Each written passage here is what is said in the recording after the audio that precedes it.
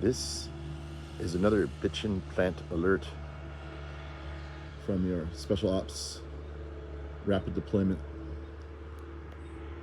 semi-nomadic botanical mercenary.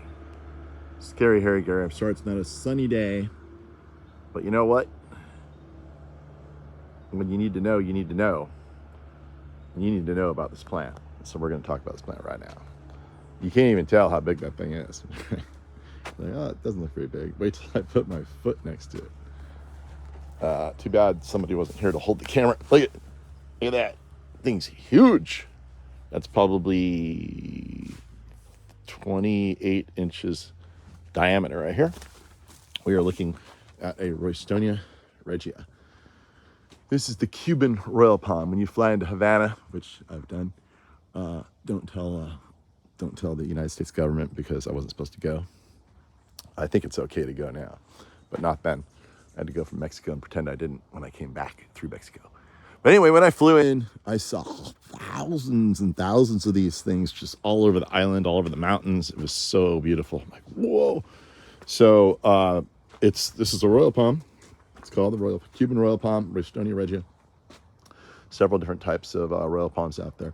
This is probably the most common. And it gets this big, fat, bulbous trunk on the bottom, which is so beautiful. I mean, and it's got these beautiful rings. Every one of these rings was a frond holding on the tree.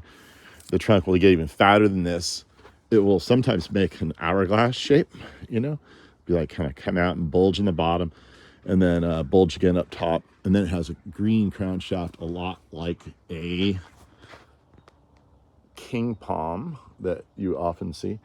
And it's just gets really large in proportion, really fast growing tree. Now this tree is just probably not going to be able to grow this tree in Northern California unless you had some really hot reflected spot in a really frost-free area, because this thing is, not only is it doesn't really like, it'll handle some frost, but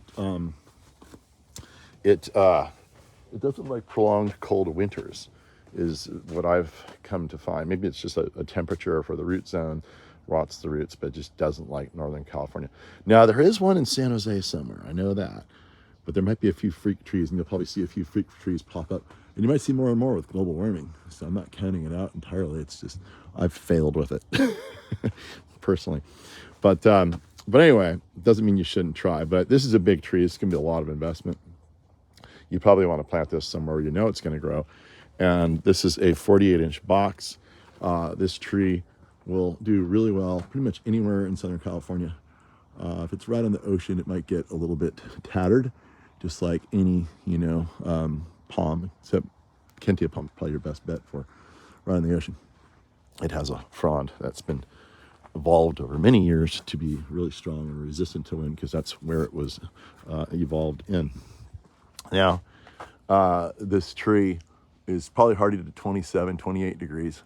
But if it's 28 degrees all damn day long, then it's probably going to die. We're talking 28 degrees for, 2, 3, 4 hours. So, this is, I'm down here in San Diego County, and I have my crane truck and pick this thing up for you and take this thing and deliver it, put it pretty much anywhere you want. I could plant this tree within about 20 feet of my truck, anywhere my truck can go.